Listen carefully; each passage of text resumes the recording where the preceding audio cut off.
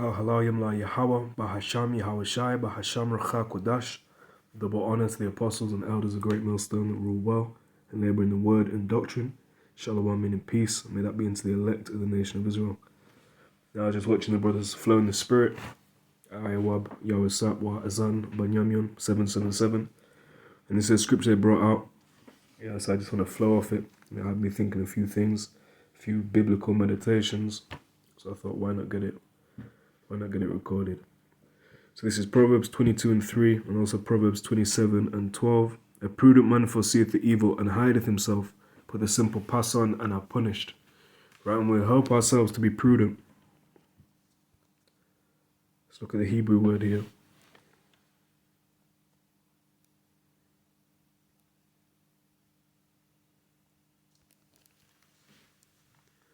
So the word for prudent is irawam.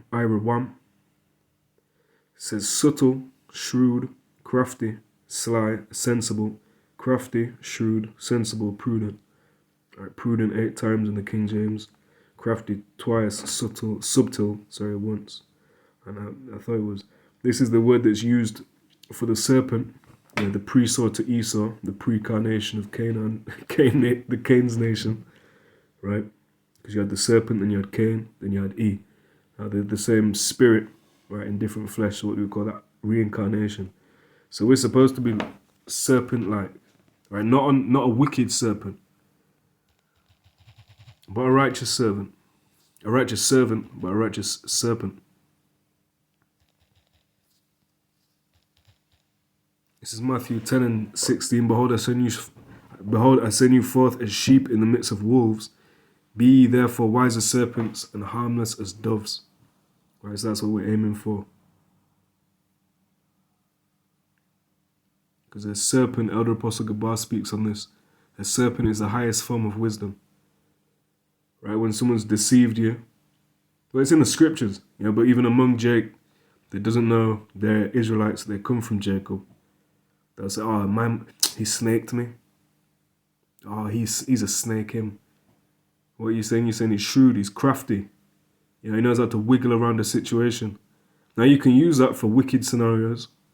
A crafty guy, a shrewd, subtle guy, working out how he can sleep with a woman that's got a man, which biblically is known as adultery and is worthy of death. Right, but Jake, oh, don't worry, I can sneak out the window. We've all seen, I think I put up a video of it, of a man, he basically caught his woman cheating, so-called cheating, I say. It's actually adultery. Cheating, a man can't commit adultery by being married to a woman and sleeping with an unmarried woman. A man is allowed more than one woman, which isn't in the common cheating convention of this world, that they call it cheating. However, he was a man committing adultery with another man's woman, and the man whose woman it was, the husband of this woman, caught them, confronted them on camera, and kept his cool pretty much. It tells you jealousy is the rage of a man. So really, you know what he's worthy of according to the law. So you've got a serpent that's wicked like that, or you've got a serpent that he's asked a question. Let me think. Oh, we're all brothers and sisters. And they say something sharp, subtle, shrewd, crafty. Yeah, yes, the whole nation, yes, sir. What's that? That's an example of being wise as a serpent, as harmless as a dove. Right? And doves, they don't walk around. Doves don't walk around, they fly around. But sheep don't walk around to wolves and try and provoke. They do their sheeply duties, and call it a day there. So we are also to follow that. And just like, I think it's Proverbs, the 6th chapter that speaks about that. Proverbs 6:6. Go to the ant, thou sluggard, consider her ways and be wise, which having no guide, overseer, or ruler, provideth her meat in the summer, and gathereth her food in the harvest. So we can learn a lot from these animals, the animals. Right, we can learn a lot.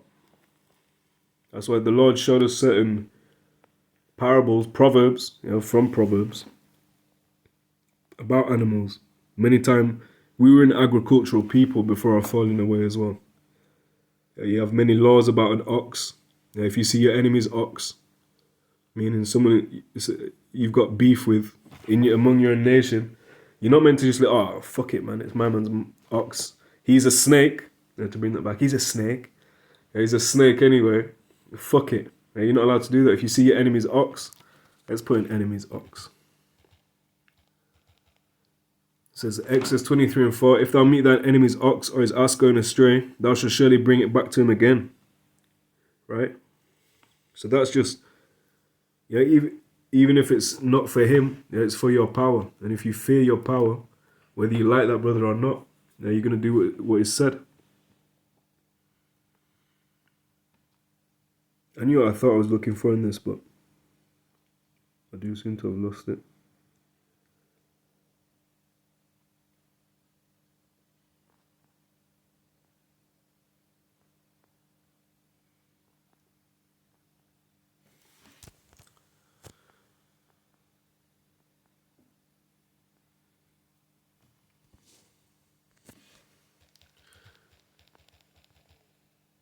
There it is.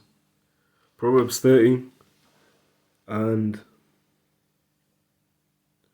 24. There be four things which are little upon the earth, but they are exceeding wise. The ants are a people not strong, yet they prepare their meat in the summer.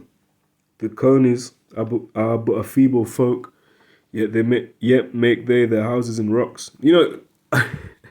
He's a feeble folk, but he makes his house in a rock. A base creature like that. But the Lord set upon high. So that shows you the Lord's power. 27. The locusts have no king, yet go they forth all of them by bands. The spider taketh hold with her hands, and is in king's palaces. I'll leave it there. But it tells you about certain characteristics of these animals. So Proverbs 22:3, a prudent man forseeth the evil. Now what's a great evil to take place? The charagma. Right? We push it out so much that we're memed among the nation for it. And not the nation as in the non-believers, but the people that know the Israelites. We're speaking with the like mind that teach what it actually is. We're mocked for it, scoffed at it, or people scoff at it, scoff at us. Pause. Right, sorry. But I'd much rather that, the humiliation and be made fun of, everything like that, than to take it as, it's nothing, and then end up adding and taking away from the word of the Lord, which is what a lot of you groups do. Because when you say it's not that, you say it's sleeping with white women, it's an embargo, it's Christianity, it's anything but what we say it is, according to y'all. So, among y'all, we'll see when it happens, when it's pushed out, if you're going to crumble and say, well, yeah, I'll just take it anyway, because it doesn't matter. Or, if you're going to say, you know what, you brothers were right, I'm not taking that shit. And then, but have integrity with it. But nonetheless, so the prudent man foreseeth the evil and hideth himself, but the simple pass on and are punished. Right? And where do we hide ourselves? What is the hiding spot of a prudent man? Psalm 91:1, he that dwelleth in the secret place of the Most High shall abide under the shadow of the Almighty. That's where we want to be hidden. Hidden under the protection of Yahawah, Yahawashi. That's all we've got in this time coming. It's all we've got now.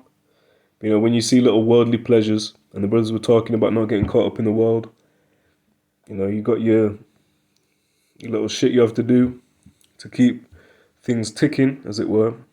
But it's all of the Lord, and we understand that. So we place it in its necessary order. We don't idolize a job. Fuck a job. You can get a new job. Be a pilgrim upon the earth. Your mindset should be, fuck this job. When the charagma comes, we'll see. We will see. I'll get verse 2, Psalm 91:2. I will say of Yahawah, bahasham Yahawashi, he is my refuge and my fortress, my power, in him will I trust. And a fortress is somewhere where you hide yourself. Yeah, if you watch the Middle Ages films, you have a castle, you have forts. It says Revelation 2 and 10. Fear none of those things which thou shalt suffer, which is very difficult if you don't have that faith. That's why we push faith.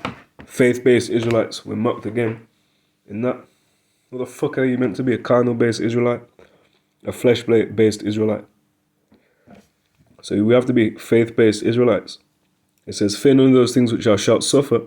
Behold, the devil shall cast some of you into prison, which a devil, a spiritual devil, what is going to cast you into a spiritual prison. It sounds like sleep paralysis. Now this is talking about your physical adversary casting you in a place where you can't move. There's a lot of people there, and you have to stay there. So there's a high concentration, and you have to camp there. Read between the lines. And before I myself came into this, these men were pushing this, man. We're pushing, this is what it says, this is what it is, and we're scoffed, mocked. You conspiracy theory Israelites. But now, as of the whole C-19 and everything else, it's not looking so much as a conspiracy theory now, is it? It looks like it looks like a reality theory, or a conspiracy reality, conspire to breathe together. Revelation 2 and 10 in full now. Fear none of those things which thou shalt suffer. Behold, the devil shall cast some of you into prison, that ye may be tried, and ye shall have tribulation 10 days. Be thou faithful unto death, and I'll give thee a crown of life. And that's what we want, a coronum vitae, vitality. And then Revelation 3 and 10. Because thou hast kept the word of my patience, I will also keep thee from the hour of temptation which shall come upon all the world, to try them that dwell upon the earth. Verse 11, behold, I come quickly, hold that fast which thou hast, that no man take thy crown. Really, no man can take your crown. It's already set up, but it can appear as such, because you can believe you're doing the right thing, you're on the right track, and then you get cast away. The election from the foundation of the world would never change. The Lord could have set it up for you to look like you're doing the right thing until the last second, or for you to endure until the end. Yahawashi said, he that endureth to the end, the same shall be saved. So Proverbs 22 and 3, a prudent man foreseeth the evil and hideth himself, but the simple pass on and are punished. Shalom.